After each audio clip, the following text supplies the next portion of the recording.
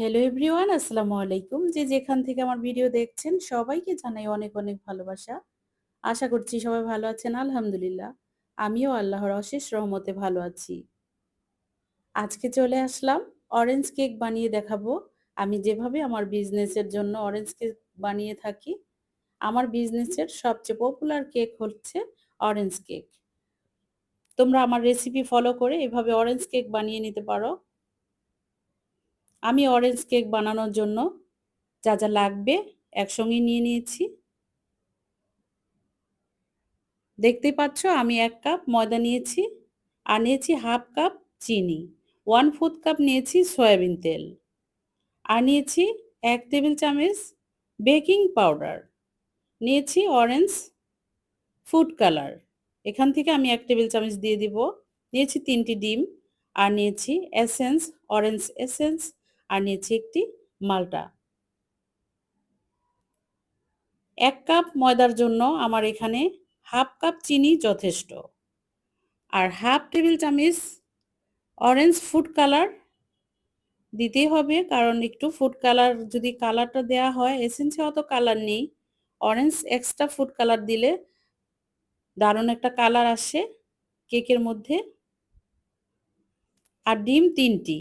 আমি ২টি ডিম নিতে পারতাম। আমার এখানে ডিমগুলো ছোট ছিল তাই ৩টি নিয়েছি। ১ কাপ ময়দার জন্য ২টি ডিমই যথেষ্ট। একটি ডিমকে আমরা ৫০ গ্রাম ধরে থাকি। এখানে আমার ১০০ গ্রাম হলেই যথেষ্ট হতো ১ কাপের জন্য।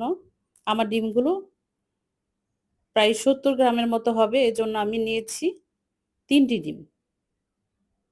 এদিকে আমি গ্রেট করে নিব। মালটাটাকে ২ ভাগ করে নিয়েছি। উপর থেকে শিলাটাকে আমি গ্রেট করে রেখে নিয়ে নিব। এতে করে একটা ন্যাচারাল মালটার ঘ্রাণ আসবে। কেকটা খেতে ভীষণ মজা লাগবে। এখানে কিন্তু আমি কোনো ধরনের দুধ ব্যবহার করিনি।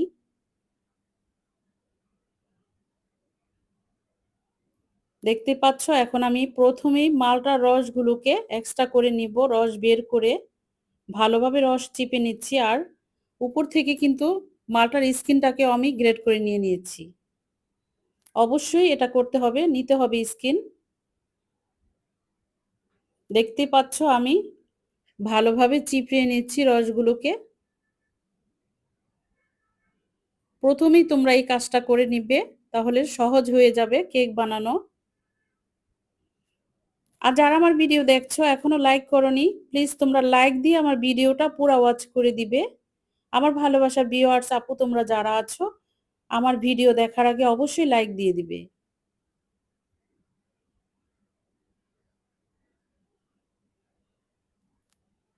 আমার কিন্তু রস নেওয়া হয়ে গেছে। এখানে প্রচুর পরিমাণে রস হয়েছে মাশাআল্লাহ। যাদের মালটার মধ্যে রস কম হবে তারা ২টি মালটাও নিতে পারো ১ কাপের জন্য, ১ কাপ ময়দার জন্য। আমি উপর থেকে মালটার বিচিগুলিও ফেলে দিয়েছি। এই তো এটাকে ভিন্ন করে রেখে দিলাম।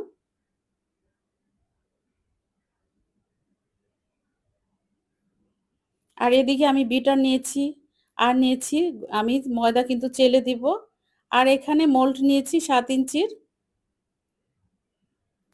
মোল্ডের মধ্যে কিন্তু আমি ফয়েল পেপার বিছিয়ে রেখেছি। এই তো এখন ময়দাগুলো চেলে নিব। এই ময়দার মধ্যে আমি ১ টেবিল চামচ বেকিং পাউডার দিয়ে দিচ্ছি। যেকোনো বেকিং পাউডার দিলেই হয়, তবে আমি যেটাকে ভালো মনে করি, আমি দেই সবসময় ফস্টার ক্লাক্সের। আর সামান্য পরিমাণে লবণ দিয়ে দিলাম। না দিলেও হয়, আমি একটু দেই। এখন চেলে নেব ভালোভাবে। প্রথমেই তোমরা শুকনো উপকরণগুলো চেলে নিবে। এরপরে আবার হ্যান্ড উইক্স দিয়ে ভালোভাবে মিক্স করে নিবে। চেলে নেওয়ার কারণে আমার কেকের ভিতরে কোনো লাম্পস থাকবে না। স্মুথি কেক হবে। আলহামদুলিল্লাহ চালা হয়ে গেছে। এখন মিক্স করে দিচ্ছি। বেকিং পাউডার আর লবণ দেওয়া হয়েছিল, ওগুলো একসঙ্গে মিক্স হয়ে যাবে। এটাও আমি আলাদা করে রেখে দিচ্ছি।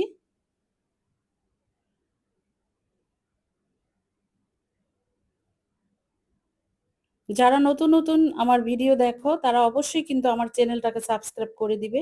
আর এদিকে আমি ডিমের সাদা অংশ আলাদা করে নিয়েছি। আমি প্রথমেই সাদা অংশগুলোকে বিট করব। আর এখানে কুসুম রেখে দিয়েছি ভিন্ন করে। সাদা অংশ যখন আমার বিট করা হয়ে যাবে, এরপর আমি হলুদ অংশটাকে, কুসুমটাকে বিট করব। একটু এই যে সাদা অংশের মধ্যে ফেনা ফেনা হয়ে আসছে, এখন আমি চিনি অ্যাড করব।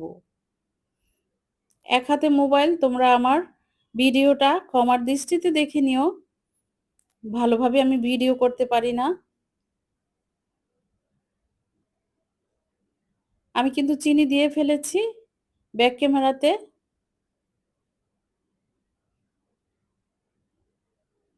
ভালোভাবে বিট করা হয়ে গেলে এই তো এখন কিন্তু ডিশ থেকে পড়বে না। আমি তোমাদেরকে বাঁকা করে দেখিয়ে দিচ্ছি।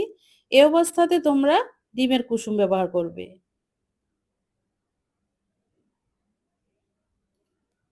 ৩ টা ডিমের ৩ টা কুসুম আমি দিয়ে দিলাম। এখন আবার বিট করব। কুসুম দেওয়ার পরে ২ মিনিট বিট করলেই হয়ে যায়। বেশিক্ষণ বিট করতে হয় না কুসুম দেওয়ার পরে। লক্ষ্য রাখতে হবে তোমাদের এই কুসুম আর ডিমের সাদা অংশ বিট করার সময় যেন ওভার বিট না হয়ে যায়, সেদিকেও কিন্তু লক্ষ্য রাখতে হবে। এই তো এখন তেল দিয়ে দিচ্ছি 1/4 কাপ। এখানে চাইলে তোমরা আরেকটু কমও তেল ব্যবহার করতে পারো। আমি 1/4 কাপ ব্যবহার করি সবসময় ১ কাপ ময়দার জন্য। এখন আমি ময়দা মিক্স করে নিচ্ছি। ৩ বারে ময়দাটাকে মিক্স করব আলতো হাতে আস্তে আস্তে করে।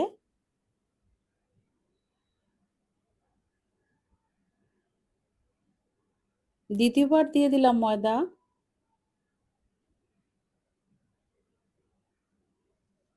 আমি জুসও কিন্তু ৩ বারই দিয়েছি, একবারে ঢেলে দেইনি। ময়দাও ৩ বারই দিয়েছি আর জুসও ৩ বারই দিয়েছি।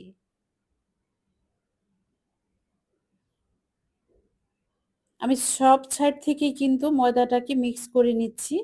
তোমরা এভাবে করার চেষ্টা করবে। তাহলে তোমাদের কেক কিন্তু আমার মতোই হয়ে যাবে ইনশাআল্লাহ। আমি আশা করি তোমরা নিরাশ হবে না। আমার ভিডিও যদি ফলো করো, আমার রেসিপি যদি ফলো করে বানাও, অবশ্যই তোমাদের কেকটাও আমার মতোই হবে।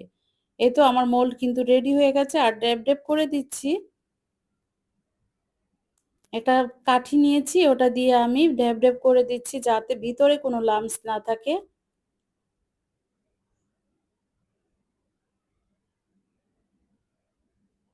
আমি যেভাবে করি হুবহু তোমাদেরকে সেভাবেই দেখিয়ে দিলাম।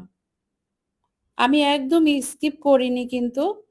এই তো এখন বাটিটাকে ড্যাব ড্যাব করে দিলে দারুণ স্মুথি কেক হবে। ভিতরে কোনো লাম্পস থাকবে না, ছিদ্র ছিদ্র থাকবে না। এদিকে আমি ওভেনটাকে আগেই ফ্রি হিট দিয়ে নিয়েছিলাম ১০ মিনিটের জন্য। এখন দিয়ে দিচ্ছি প্রায় ৩০ মিনিট হয়েই ৩০ মিনিটের জন্য আমি বেক করতে দিয়ে দিলাম। আর হিট দিয়েছি প্রায় ৯০ এর মতো। আমি সবসময় স্পঞ্জ কেক তৈরি করি ১৫০/৬০ এ। আর এখন দিয়ে দিচ্ছি প্রায় ৯০ এর কাছাকাছি, কারণ এই কেকের মধ্যে একটু হিট বেশি লাগে। উপর থেকে কালার হয়ে আসবে তাই। এই তো হয়ে গেছে কিন্তু আমার কেক। আমি ওভেনটাকে বন্ধ করে দিয়েছি।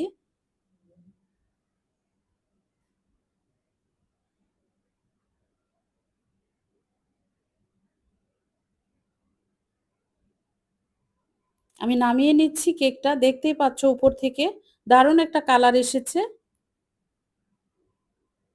আমার মোল্ডে যেমন আছে ঠিক এই অবস্থাতেই থাকবে। একটুও আমার কেকটা ডাববে না বা চুপসে যাবে না। এখন আমি একটা পলিথিন দিয়ে উপরে রেখে দিব। এতে করে আমার কেকটা স্পঞ্জি খুবই সফট থাকবে। ঠান্ডা হলে ফিরবো, এরপর কেটেও দেখাবো তোমাদেরকে। উপর থেকে আমি ফ্যান ছেড়ে দিয়েছি। ১৫ মিনিট পরে এসে কেকটাকে এখন আমি কাটবো। দেখতেই পাচ্ছ আমার কেক কিন্তু চুপসে যায়নি। মোল্ড থেকে সরে এসেছে। আমি পলিথিন দিয়ে উপরে রেখেছি তাই। এভাবে তোমরাও রাখবে, ঢেকে রাখবে। ওভেন থেকে বের করে ঢেকে রাখবে কেক। আমি কেটে দেখাচ্ছি।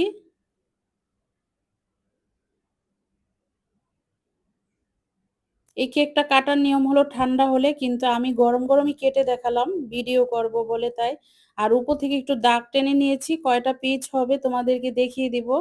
সবসময় ১২ পিচ করে থাকি সেলের জন্য। আর আজকে নিজেরা খাবো তাই ১১ পিচ হয়েছে আমার কেকটা। আলহামদুলিল্লাহ ভীষণ মজাদার ছিল আর টেস্টি ছিল। ভুল করো না আমার এই রেসিপিটা দেখে পাউন্ড কেক বানিয়ে নিবে, অরেঞ্জ পাউন্ড কেক। আমার কাছে তো ভীষণ পপুলার এই কেক। আমার কাস্টমাররা খুব পছন্দ করে আমার হাতের এই অরেঞ্জ কেক।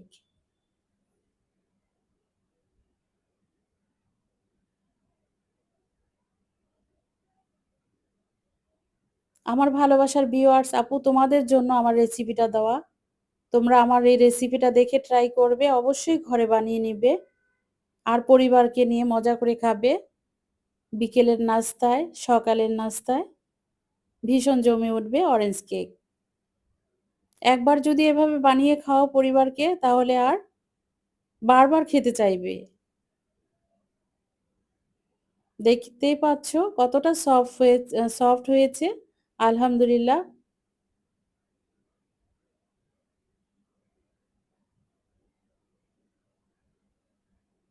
বাহিরের অস্বাস্থ্যকর কেক কিনে না খেয়ে ঘরে তৈরি করে নাও আমার রেসিপি দেখে।